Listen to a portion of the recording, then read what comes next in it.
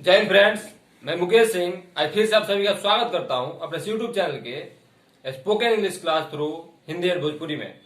और फ्रेंड्स, आज जो हम सीखने वाले हैं वो टॉपिक है प्रेजेंट टाइम में यानी प्रेजेंट मोमेंट में पोजेशन दिखाना, यानी कि एक ग्रामेटिकल लैंग्वेज है पोजेशन।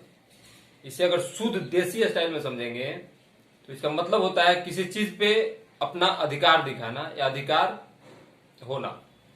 जैसे कि अगर हमें बोलना है कि मेरे पास एक कार है, या मेरी दो बहनें हैं, या मुझे बुखार है, यानी कैसे भी बोलें, इसका मतलब ये है कि उस चीज पे पूरा का पूरा अधिकार आपका है। क्योंकि अगर आप बोलते हैं कि मेरे पास दो हाथ है, तो आपके बिना इजाजत के कोई इसको छीन नहीं सकता। मेरी दो बहनें हैं, यानी कि पूरा अधिकार है आपकी बहनों के ऊपर, कोई उंगली नहीं उठा सकता। आपके पास जो कार है वो आपने खुद खरीदी हुई है, उस पर स्वामित्व या अधिकार आपका है। तो इसे कैसे प्रेजेंट मोमेंट के इस पोजीशन को कैसे शो करेंगे, उसे ही हम आज सीखेंगे कि उसे कैसे एक्सप्रेस किया जाता है। जब हम अंग्रेजी बोलते हैं तो उसे कैसे एक्सप्रेस करते हैं। तो आइए बिना देरी किए सीधा टॉपिक पे आते हैं। तो फ्रेंड्स, आज जो हम सीखने वाले हैं वो है प्रेजेंट पोजेशन एक्सप्रेशन, यानी कि प्रेजेंट टाइम में किसी के पास कुछ है उसे कैसे एक्सप्रेस करेंगे अंग्रेजी में, वो हम आज सीखेंगे। तो इसके सबसे पहले चारों टाइप के सेंटेंसेस के स्ट्रक्चर को समझते हैं। तो सबसे पहले पॉजिटिव सेंटेंस फॉर्मेशन के स्ट्रक्चर को समझते हैं। उसका स्ट्रक्चर होगा सब्जेक्ट प्लस हैव या हैज में से कोई एक प्लस ऑब्जेक्ट। अब सवाल उठता है कि कहाँ हैव और कहाँ हैज यूज होगा। तो आपको अगर ग्रामेटिकल रूल के अनुसार देखेंगे तो थर्ड पर्सन सिंगुलर नंबर, तो इसमें बहुत सारे लोग ग्रामर का मुंह वे नहीं देखे हैं तो वो कंफ्यूज हो जाएंगे। तो आपको आम खाने से मतलब होना चाहिए, गुठलियाँ गिन के क्या करेंगे। तो क्योंकि आप स्पोकन सीख रहे हैं, इसके लिए आपको शुद्ध देसी स्टाइल में बता दूं, ही सी इट या किसी सिंगुलर नेम के साथ हैज यूज होगा, और बाकी जितने भी सब्जेक्ट आएंगे उस सब के साथ हैव यूज होगा। और अगर निगेटिव की बात करें तो उसका स्ट्रक्चर होगा सब्जेक्ट प्लस डू नॉट या does not plus have plus object. अब यहाँ भी डू नॉट डज नॉट का लफड़ा आ गया, तो आपको सिंपल जहाँ हैज यूज होना है उसके जगह पे डज नॉट यूज हो जाएगा, और जहाँ हैव यूज होना है उसके जगह पे डू नॉट यूज हो जाएगा। इस प्रकार से इंट्रोगेटिव का अगर फॉर्मेशन स्ट्रक्चर देखेंगे तो सबसे पहले स्टार्टिंग में डू डज आ जाएगा। तो डू वहाँ जहाँ हैव यूज होता है और डज वहाँ जहाँ हैज यूज होता है। तो सबसे स्टार्टिंग में ही do does plus subject plus have plus object, यानी कि स्टार्टिंग केवल पॉजिटिव सेंटेंसेस को छोड़ करके बाकी सब जगह हैव यूज होने वाला है, केवल डू और डज उसके साथ ऐड हो जाएंगे। उसके बाद इंट्रोगेटिव में क्वेश्चन मार्क आ जाएगा। क्वेश्चन मार्क बोलेंगे तो एक क्वेश्चनिंग का एक्सप्रेशन आएगा।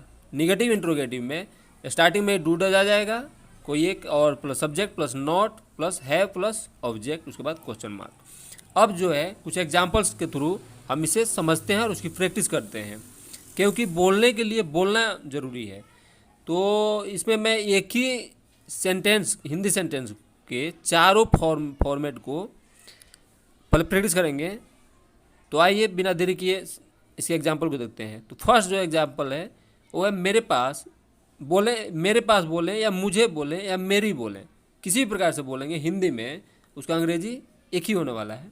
तो अगर बोलें कि मेरे पास दो कार है, या मुझे दो कार है, या मेरी दो कार है, सबका अंग्रेजी एक ही होगा, आई हैव टू कार्स।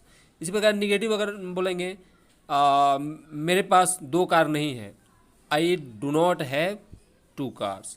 इसी प्रकार इंट्रोगेटिव अगर क्वेश्चन करेंगे तो क्या मेरे पास दो कार हैं, do I have two cars. इस प्रकार निगेटिव इंट्रोगेटिव बोलेंगे तो क्या मेरे पास दो कार नहीं है, तो इसका अंग्रेजी होगा do I not have two cars.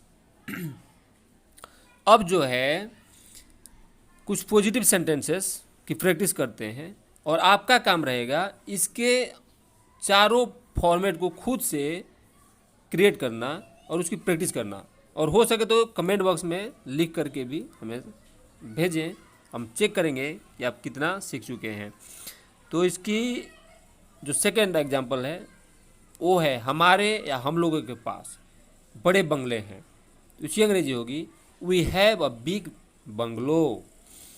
तुम्हारी 4 बहनें हैं, यानी कि इन द सेंस तुम्हारे पास 4 बहनें हैं। बात वही हुआ, हिंदी में कैसे भी बोलें अंग्रेजी में सेंस वही जाता है। तो तुम्हारी 4 बहनें हैं, यू हैव 4 सिस्टर्स। इसी प्रकार उसकी 2 टांगे हैं। तो अब यहाँ पे कन्फ्यूजन आ जाएगा कि उसकी कि मतलब उसका सेंस क्या आता है।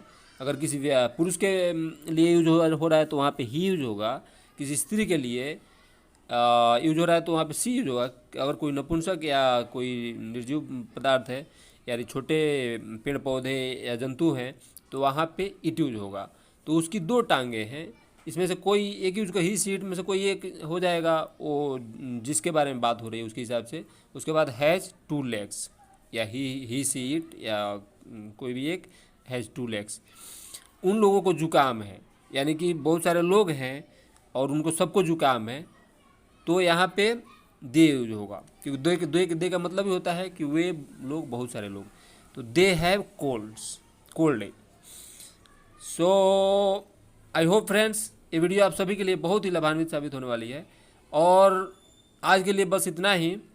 तो यहाँ मेरा काम तो हो गया ख़त्म, अब आपका काम रहेगा ऐसे ऐसे बहुत सारे सेंटेंस, क्योंकि कॉन्सेप्ट क्लियर है और इसी कॉन्सेप्ट के आधार पे आप ऐसी ऐसी बहुत सारे सेंटेंसेस खुद से क्रिएट करें और उसकी प्रैक्टिस करें। So thanks for watching my friends, see you with next video. Thank you so much.